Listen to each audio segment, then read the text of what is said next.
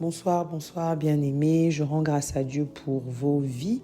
Alors, comme je l'ai annoncé ce matin, cette semaine, nous allons parler de la manifestation de la puissance de Dieu au travers de son silence. Parce que le silence de Dieu est une façon pour Dieu de parler, c'est une façon pour Dieu de se manifester, c'est une façon pour Dieu de nous montrer qu'il est là, c'est une façon pour Dieu de manifester aussi sa gloire en fait. Il y a beaucoup de silence de Dieu qui sont en fait des tremplins pour sa gloire. Et je sais qu'il y a beaucoup de personnes qui traversent des situations d'inquiétude, de doute, de stress, de questionnement parce que elles ont gravé la prophétie et la prophétie tarde vraiment à s'accomplir. C'est vrai que la parole de Dieu dit grave la prophétie. Si elle tarde, attends-la, elle finira par s'accomplir. C'est vrai que la parole de Dieu demande d'attendre. C'est vrai que la parole de Dieu nous encourage à ne pas fléchir le genou devant le poids du temps. Mais c'est difficile. Il faut qu'on soit honnête les uns envers les autres. C'est difficile. C'est difficile d'avoir l'impression qu'il y a quelque chose qui doit se passer dans ta vie, mais cette chose ne se passe pas. C'est difficile de voir le temps passer, de voir des personnes même autour de soi évoluer. C'est difficile d'avoir l'impression que ce qui a été déclaré dans ta vie, c'est le contraire qui est en train de s'accomplir. C'est-à-dire, tu es censé être dans l'abondance, tu es censé être dans la prospérité, tu es censé être dans la joie, tu es censé... Bref, il y a beaucoup de choses, beaucoup de promesses qui sont accolées à ta vie. Mais lorsque tu regardes à ce qui se passe dans ta vie, tu as l'impression que ces promesses, en fait, sont comme des rêves, des utopies qui ne s'accompliront jamais.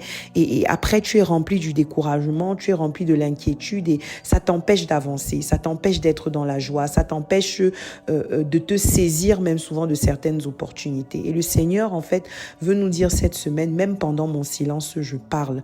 Pendant mon silence, je parle. Pendant mon silence, je travaille. Pendant mon silence, je suis en train de faire quelque chose dans ta vie. Peut-être que toi, tu ne le vois pas à l'œil nu, mais spirituellement, il y a des choses qui se passent. Et des fois même, il y a des choses qui se passent, mais qui sont même visibles à l'œil nu. Mais on est tellement focalisé sur le fait qu'on n'a pas encore obtenu l'objet de notre prière, l'objet précis de notre prière, que cela détourne nos yeux. Et le Seigneur veut nous dire, en fait, ce soir, je parle même dans le silence. J'agis même dans le silence. Je me manifeste même dans le silence. Même dans mon silence, il y a ma gloire. Parce que mon silence est également une façon de parler. Et ce soir, on va commencer ce petit temps d'études autour du silence pendant cette semaine. On va commencer par l'histoire d'Abraham et d'Isaac, bien sûr en incluant sa femme Sarah parce que elle fait partie de cette histoire. Je pense que vous la connaissez assez. Abraham qui est le père de la foi tel qu'on le dit parce que il a fait preuve d'une grande foi. Il est très inspirant dans le cadre de sa foi. C'est quelqu'un qui a attendu pendant des années et des années afin de pouvoir avoir un enfant. Et pourtant, le Seigneur lui avait promis qu'il aurait un enfant. Quand on va dans le livre de la Genèse, au chapitre 15, à partir du verset 2, du verset 1 même, nous pouvons lire: après ces événements, l'Éternel s'adressa à Abraham dans une vision. Il dit à Abraham, ne crains rien. Abraham, à l'époque, il s'appelait encore Abram parce que le nom Abraham a été donné par la suite. Il s'appelait encore Abram. Ne crains rien, Abraham, lui dit l'Éternel, je suis ton bouclier protecteur, ta récompense sera très grande. Abraham répondit, Éternel Dieu, que me donnerais-tu? Je n'ai pas d'enfant et c'est Eliezer de Damas qui héritera tous mes biens. Tu ne m'as pas donné de descendance, poursuivit-il, et c'est un serviteur attaché à mon service qui sera mon héritier. Alors l'Éternel lui parla en ces termes: non, cet homme-là ne sera pas ton héritier, c'est celui qui naîtra de toi qui héritera de toi. C'est celui qui naîtra de toi qui héritera de toi. Voici la promesse que l'Éternel fait à Abraham. Il lui dit clairement qu'il aura un fils. Il lui dit, c'est celui qui naîtra de toi. Il ne parle pas d'un fils adoptif. Il ne parle pas d'un enfant qui va être pris quelque part. Non, il lui dit, tu auras un fils. Tu auras une descendance, la chair de ta chair, le sang de ton sang. Tu ne vas pas rester comme ça. tu ne vas pas disparaître de la surface de la terre sans que tu n'aies un enfant. Le Seigneur lui fait une promesse. Et je pense que beaucoup d'entre nous, vous qui écoutez cette petite vocale, vous avez également des promesses que le Seigneur vous a faites. Le Seigneur vous a fait des promesses. Le Seigneur a déclaré certaines choses dans vos vies. Le Seigneur vous a dit, voilà, tu auras telle chose. Tu vas aller à tel endroit. Telle chose va se manifester dans ta vie. Et tu as reçu cette parole, peut-être au travers d'un homme ou d'une femme de Dieu, peut-être dans tes temps de méditation de la parole de Dieu, ou alors au travers d'un songe, au travers d'une vision. Bref, qu'importe, tu as reçu une prophétie. On aime le dire, il y a une prophétie sur ta vie. C'est une réalité. Il y a une prophétie sur ta vie. Il y avait une prophétie sur la vie d'Abraham. Mais le fait qu'il y ait une prophétie sur la vie d'Abraham ne voulait pas dire que la prophétie allait s'accomplir 3 secondes plus tard. Et on voit au chapitre 16, le chapitre juste d'après, alors que la promesse avait déjà été libérée dans la vie d'Abraham à l'époque, alors que la promesse avait déjà été libérée dans sa vie, elle tardait. Elle tardait à s'accomplir. L'âge ne faisait qu'avancer. L'âge de sa femme ne faisait qu'avancer. Et il y avait des signes physiologiques qui ne trompent pas et qui montraient qu'elle devenait presque incapable de répondre à cette sollicitation qu'est de donner un enfant. Vous savez, lorsque tu as atteint déjà l'âge de la ménopause, tu n'as plus de menstrues, tu n'as plus de cycle d'ovulation, tu ne peux plus avoir d'enfant, ton corps commence à vieillir, commence à faiblir, commence à peser. Bref, de manière physiologique, tu n'es plus capable de porter un enfant. Et peut-être que toi aussi qui es en train de m'écouter, tu vis une situation similaire, c'est-à-dire de manière logique, dans le raisonnement humain, la promesse qui est accolée à ta vie n'est pratiquement plus réalisable. Parce que lorsque tu regardes l'ensemble des équations qui se posent devant toi, tu te dis, mais comment est-ce que cela va être possible? C'est impossible. Et c'est exactement ce que Sarah se disait. C'est impossible. C'est pas possible que je puisse avoir un enfant. Sarai, elle se disait que, mais attends, qu'est-ce que ça veut dire? On dit qu'il aura un enfant, ce monsieur, mais c'est du n'importe quoi.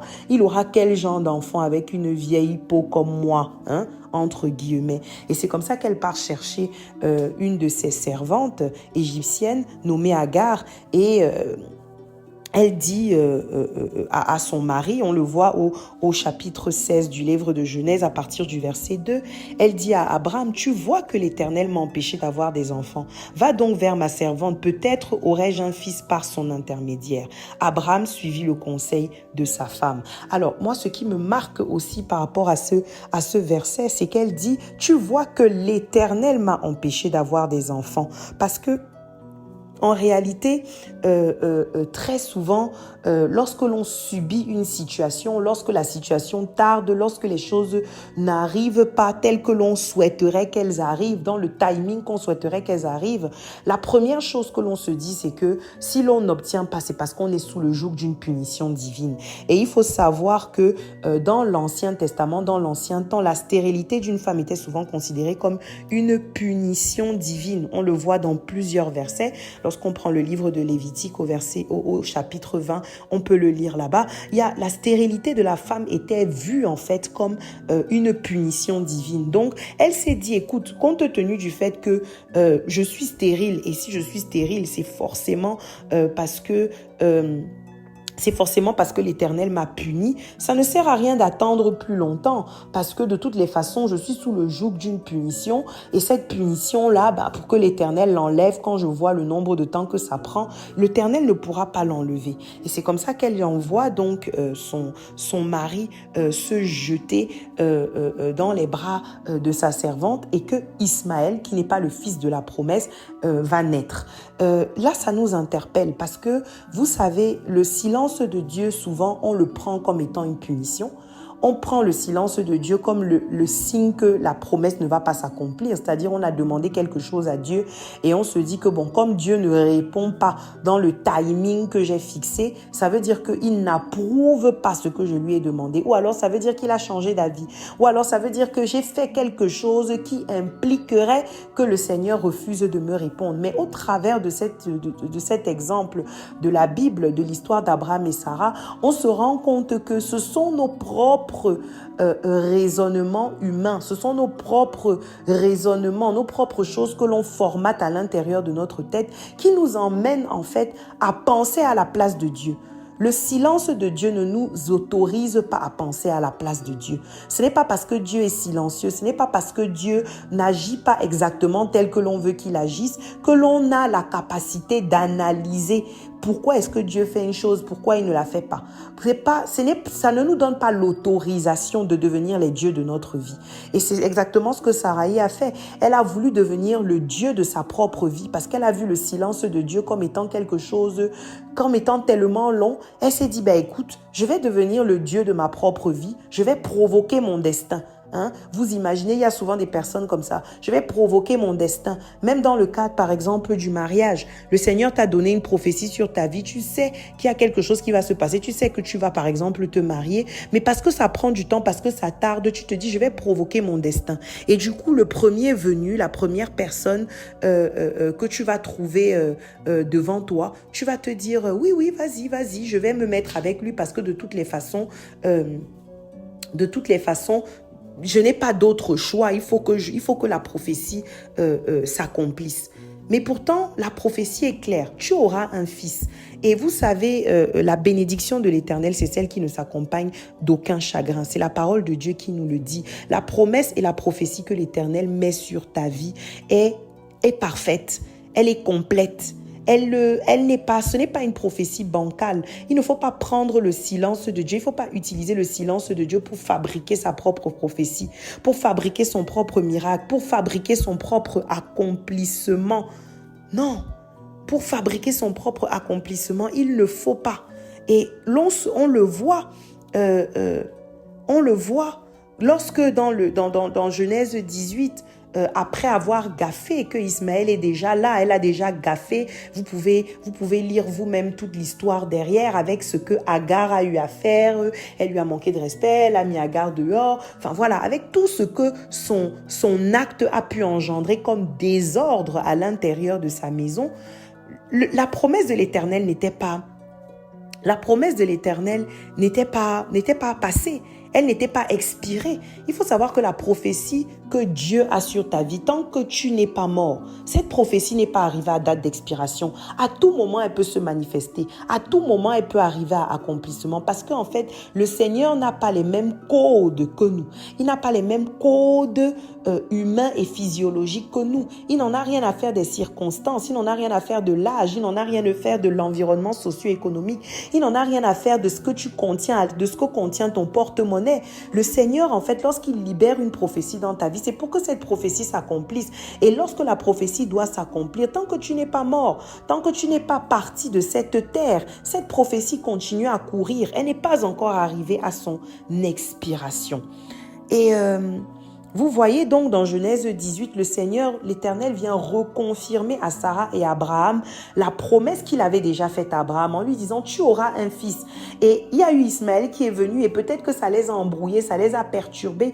Peut-être qu'ils se sont dit « Ok, on a fabriqué notre propre prophétie et voilà, c'est bon, c'est terminé ». Non, le Seigneur renvoie des personnes dans leur maison. Il renvoie des personnes à l'intérieur de leur maison. 3 hommes que Abraham avait vus comme ça, sous un arbre et tout. Il les renvoie dans la maison. Et puis l'un d'eux, au verset 10, on le lit dans Genèse 18, l'un d'eux dit, l'an prochain à la même époque, je ne manquerai pas de revenir chez toi et ta femme Sarah aura un fils. Ta femme Sarah aura un fils. Oui, c'est la promesse de l'Éternel. Le Seigneur vient rappeler sa promesse. Tu auras un fils. Et Sarah qui entend ces paroles, elle se dit que, mais attends, je suis très âgée, j'ai dépassé de très loin l'âge d'avoir des enfants. Et elle se met à rire. Vous savez, le temps d'attente peut nous emmener à mépriser Dieu. Il faut tout faire pour que le temps d'attente ne t'emmène pas à mépriser Dieu. Que le temps d'attente ne t'emmène pas à rabaisser Dieu. Parce que des fois, parce que tu es en train d'attendre ta prophétie, tu considères que Dieu n'est pas assez fort pour accomplir ce que tu voudrais. Mais c'est faux. Sarah a commencé à rire. Elle a commencé à se dire, mais qu'est-ce qu'il est en train de raconter? Verset 12. Alors Sarah rit en elle-même en se disant, maintenant, vieille comme je suis, aurais-je encore du plaisir Mon mari aussi est un vieillard. En fait, elle ne comprenait même pas comment c'était possible. À près de 90 ans, comment est-ce qu'elle aurait pu mettre en place tout ce qu'il faut pour pouvoir avoir un enfant. Et elle était trop âgée. Pour elle, ce n'était pas possible. Et voilà que le Seigneur, finalement, a quand même accompli ce qu'il avait prévu. Le Seigneur a accompli ce qu'il avait prévu. Et Isaac est né. Lorsque l'on vient au chapitre 21, Genèse 21, au niveau de la naissance d'Isaac, on voit au verset 1, l'Éternel intervint en faveur de Sarah comme il l'avait annoncé et il accomplit pour elle ce qu'il avait promis. Elle devint enceinte et au temps promis par Dieu, elle donna un fils à Abraham, bien que celui-ci fût très âgé. Il appela ce fils qui lui était né de Sarah, Isaac, qui veut dire El-Ahari, et il le circoncia à l'âge de 8 jours comme Dieu le lui avait ordonné. La promesse s'est accomplie. Ce qui est très important ici, c'est quand on dit l'Éternel intervint en faveur de Sarah comme il l'avait annoncé et il accomplit pour elle ce qu'il avait promis. Il accomplit pour elle ce qu'il avait promis. Elle devint enceinte et autant promis par Dieu. Autant promis par Dieu. Alors, moi déjà, ce que je remarque par rapport à ça, c'est que la prophétie qui a été libérée dans la vie d'Abraham, elle était par étapes. Elle était par étapes. Il faut comprendre que lorsque nous recevons un message de Dieu, le Seigneur a dit à Abraham à l'époque, il n'était même pas encore Abraham, le Seigneur a dit à Abraham à l'époque, tu auras une descendance. Il a libéré cela dans sa vie. Mais il y avait encore beaucoup de choses qui devaient se passer à l'intérieur de sa vie avant que le temps marqué pour que cet enfant puisse arriver soit là. Donc des fois, lorsque le Seigneur libère un message dans nos vies, il ne donne pas la temporalité à laquelle l'exaucement de cela va arriver. Et le risque que nous avons, c'est de nous dire que non. Comme le Seigneur a déjà libéré sa parole là maintenant, ça veut dire que dès demain, il faut qu'il y ait l'exaucement et l'accomplissement. Non, c'est faux. Parce que à ta prophétie est rattachée non seulement ta vie, mais c'est rattaché aussi beaucoup d'autres choses. C'est rattaché beaucoup d'autres choses. C'est rattaché à ta destinée. C'est rattaché à ta destinée. Ça veut dire que le Seigneur, en fait, dans l'accomplissement des promesses qu'il a dans ta vie, il aimerait également que cela prenne en compte l'intégralité des autres caractéristiques, des autres éléments de ta destinée. Donc, tu dois prendre en considération que le temps de silence de Dieu, c'est aussi un temps pendant lequel il est en train de travailler certains autres éléments de ta destinée. Je vous invite véritablement à lire à partir du à partir du chapitre 15 du livre de la Genèse et ce jusqu'à la naissance de Isaac au verset 21. Vous allez comprendre que la vie d'Abraham, d'abord, il est passé d'Abraham à Abraham. Ça veut dire qu'il y a eu un changement de vêtements. Il y a eu un changement d'identité. Il y a eu quelque chose qui s'est produit dans le règne spirituel. Une modification dans le règne spirituel. Parce que ce n'est pas Abraham qui devait engendrer le fils de la promesse qu'est Isaac. C'était Abraham. Ça veut dire qu'il y avait même aussi un travail à l'intérieur de sa propre vie qui devait être effectué d'abord par Dieu avant de lui permettre d'entrer dans l'accomplissement de sa promesse. Lorsque vous lisez, vous vous rendez compte de l'intégralité des choses au travers desquelles il a dû passer. L'intégralité des choses au travers desquelles il a dû passer avant de pouvoir entrer véritablement dans l'accomplissement de sa promesse. Avant d'entrer véritablement dans l'accomplissement de sa promesse. Qu'il s'agisse le fait de devoir se séparer de Lot, qu'il s'agisse de toutes ces choses-là. Il a fallu un travail de Dieu dans la vie d'Abraham. Donc ce soir, le Seigneur a envie de nous dire que son silence, ce n'est pas qu'il ne t'entend pas. Ce n'est pas que ta promesse ne va pas s'accomplir. Ce n'est pas que tout ce qu'il a déjà dit, ce n'est pas ce qui va arriver. Non. Le silence de Dieu dans ta vie actuellement, c'est parce que Dieu est en train de travailler au niveau spirituel sur beaucoup d'éléments de ta vie. Il est en train de travailler sur énormément d'éléments de ta vie. Et l'intégralité de ces éléments de ta vie-là sont importants. Parce que l'objectif de Dieu n'était pas juste que Abraham ait un fils. L'objectif de Dieu, c'était de faire d'Abraham le père de la foi. L'objectif de Dieu, c'était de faire d'Abraham un exemple pour les personnes qui allaient le suivre après. C'était de pouvoir déverser dans sa vie une certaine bénédiction, certaines promesses qui sont attachées à nous jusqu'aujourd'hui. Ça veut dire que le plan de Dieu était beaucoup plus grand que juste le fait d'avoir un enfant. Abraham et Sarah, eux, ils voyaient juste leur intérêt. Je veux juste te dire que le silence de Dieu dans ta vie, c'est parce que l'accomplissement de ta promesse, ce n'est pas juste une question d'exaucement. Ce n'est pas juste une question d'avoir un travail. Ce n'est pas juste une question de te marier. Ce n'est pas juste une question de voyager. Ce n'est pas juste une question de déménager.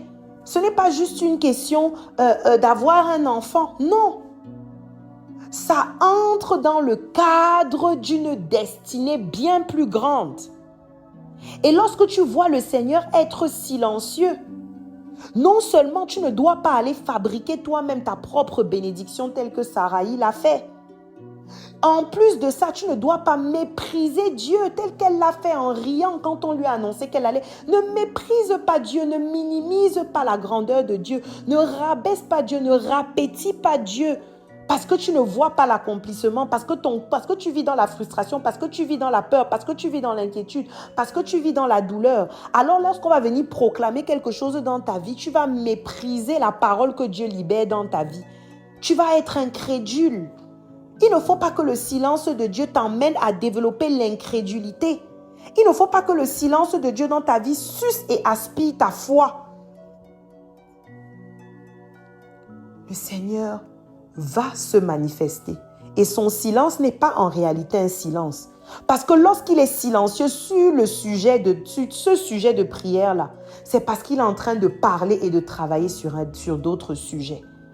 Il faut que tu sois attentif spirituellement afin de comprendre là où le Seigneur est en train de t'emmener.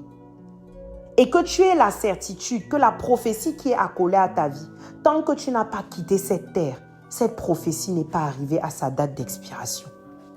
Voici donc, mes bien-aimés, le message que le Seigneur avait pour nous par rapport à la manifestation de sa gloire au travers de son silence pour ce soir. Et je bénis le nom du Seigneur. Je prie afin que toute personne qui était tombée dans une quelconque forme de baisse de foi, d'incrédulité, d'inquiétude, que cela tombe dans le nom de Jésus. Et je prie afin que le Seigneur lui-même prenne soin de te remotiver, de faire tomber tous les écailles qui sont sur tes yeux, de déchirer le voile qui t'empêche de continuer à regarder fixement vers lui. Et que rien ne t'emmène à fabriquer ni ta propre bénédiction, ni ton propre miracle. Tu es béni dans le nom puissant de Jésus. Et on se retrouve demain pour un autre enseignement autour de ce thème.